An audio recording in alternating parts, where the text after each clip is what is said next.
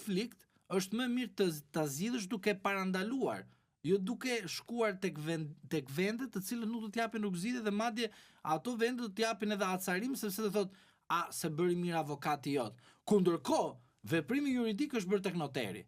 Tani ç'lidhje ka avokati tek veprimi juridik ku e ka sipas ligjit të kodit civil noteri për të bërë tjetërsimin e pronës. Kur flasim për pronat, gjithmonë tjetërsimi bëhet përpara noterit, pas 1995-s, vetëm te noteri. Thënë këto avokat, noterët kanë bërë shumë gabime trashanike.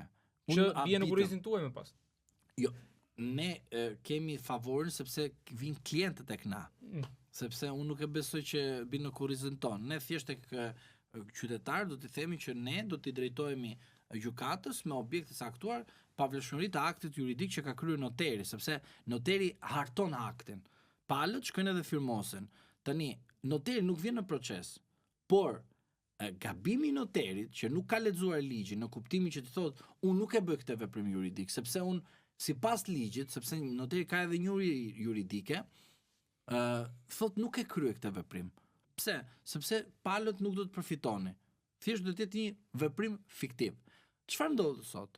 Nga 1995 apo ju them, ose nga 1999 apo ju them që e kam me shifra konkrete, dhe deri në 2024, se jemi 2025 tani, shumicën e rasteve që keni në përgjykata keni pavlefshmëri akti nga noteri.